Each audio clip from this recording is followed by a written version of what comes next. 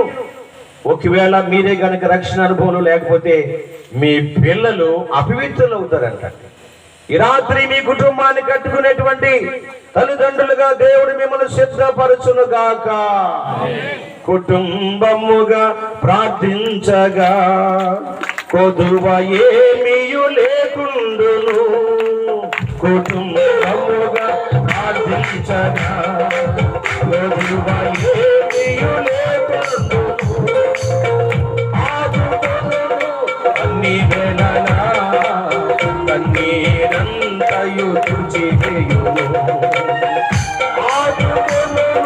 అన్ని వేళలా కన్నీరంతయు తుడిచివేయును.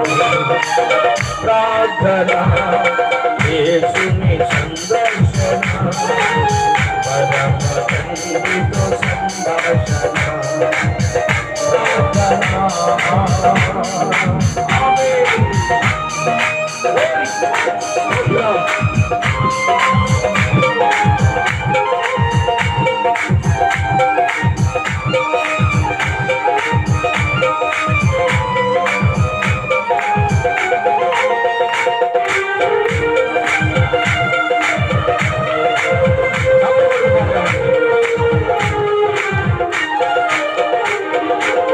సంగముగను ప్రార్థించగా కూడిన చోటు కంపించును.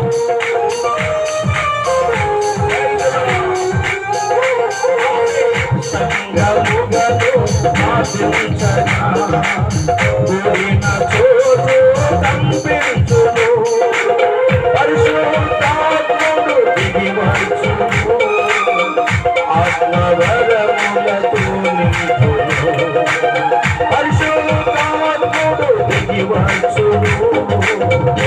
ఆత్మవరములతో నింపును. ప్రార్థన యేసుని హల్లెలూయా పరమ తండ్రితో సంభాషణ. ప్రార్థన నీవును నీ ఇంటి వారును చెప్పండి వాడులో ప్రవేశించండి. నోవహు తన ఇంటి వారి కొరకై వాడును సిద్ధపరిచాడు. దేవుడు చెప్పినట్లుగా వాడును సిద్ధపరిచాడు.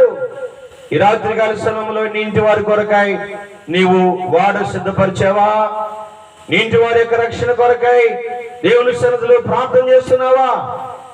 నిజంగా ఈ మాటలు వింటుండగా ఒకవేళ మీకు హేళనగా ఉండొచ్చండి. ఒకనో దినాన్ని నా యొక్క సేవా అనుభవంలో ఓ విషయాన్ని మీకు జ్ఞాపకం చేయాలి. ఆయన ఒక మంచి బ్యాంక్ ఆఫీసర్ అండి. పర్సనల్ గా వారితో కొన్ని పనులు కావాలని ఉదయాన్నే వారి ఇంటికి వెళ్ళాను. చక్కగా రిసీవ్ చేస్తున్నారు, చక్కగా కాఫీ అది ఇచ్చారండి. నా పని అంతా కూడా వారికి చెప్పాను. ఆయన చేసి పెడతానని ప్రామిస్ చేశారు. ప్రియులు అక్కడితో నేను తిన్నగా వస్తే బాగుండిపోను. శాఖలం కాబట్టి మేము కాస్త ఆలోచన కలిగి ఉంటామండి. వెంటనే నా అంతరాత్మలో ఓ విషయం పదే పదిగా నా మనసులో ఒక మాట ఏంటంటే, వారికి వాక్యం చెప్పి వారు కూడా మారు మనసు పొంది రక్షించబడితే బాగుంటుందని చెప్పి ఒక మాట అడగమని నా మనసాక్షి నన్ను ప్రేరేపించింది. ఆయన చాలా పెద్ద ఆఫీసర్ అండి. వెంటనే వచ్చేటప్పుడు ఒక మాట అన్నానండి, సార్ దేవుడు మీకు అన్ని ఇచ్చారు సమృద్ధిగా, కుటుంబం, పిల్లలు, ఉద్యోగం, బిల్డింగ్, కారు అన్ని ఉన్నాయి. సార్ మీరు మారు మనసు పొందితే ఎంత బాగుంటుందండి అని అన్నాను. ప్రియులరా, ఎప్పుడైతే ఆ చివరి మాట అన్నానో అప్పుడు వరకు నన్ను బాగా ఆప్యాయతగా పలకరించిన ఆయన, అప్పుడు వరకు ఆప్యాయతగా నన్ను సత్కారం చేసినటువంటి ఆ పెద్ద ఆయన, సార్ మీరు మారు మనసు పొందితే ఎంత బాగుంటుందండి అని అన్నాను. వెంటనే కూర్చుమేంచి లేచిపోయి ప్రియులరా అనరాని మాట అనేసారండి. చాలా గాయమైపోయింది ఆ మాట నా కుండుల్లో. ఆయన అన్న మాట ఏంటంటే, బోధకులకి ఎగస్ట్రాలు ఎక్కువ, వచ్చిన వాళ్ళు వచ్చినట్లు ఉండరు, మీకు ఎగస్ట్రాలు ఎక్కువ అని ఒక మాట ముఖం మీదే అనేసాడండి. వెంటనే ఆ మాటకి నేను కిండ్ర అయిపోయాను. వెంటనే ఆయన ముఖాన్ని చూడటానికి కూడా నాకు ఇక అవకాశం లేదు, ధైర్యం లేదండి, చూడటానికి మనసు లేదు. వెంటనే తల ఉంచుకుని మెల్లగా నేను బయటకు వచ్చేయడానికి ప్రయత్నంలో ఉన్నాను. ఆ మాట నా గుండెలో పదే పదే స్పందిస్తూ ఉంది. బోధకులకి ఎగస్ట్రాలు ఎక్కువ, వచ్చిన వాళ్ళు వచ్చినట్లు ఉండరు అన్న టైపులో మాట్లాడేస్తే ఏం ఎగస్ట్రాలు వెళ్ళబోసాం ఇక్కడ? అయ్యా మీరు మారు మనసు పొందితే ఎంత బాగుండునని ఆ మాటేనా ఎగస్ట్రా? వెంటనే నా తల దించుకున్నానండి. కళ్ళంట నీళ్ళు కూడా వచ్చేస్తున్నాయి. తమాయించుకున్నాను, బయటకు వచ్చాను, బండి వేసుకున్నాను. అదే బాధతో ఇంటికి వచ్చేసానండి.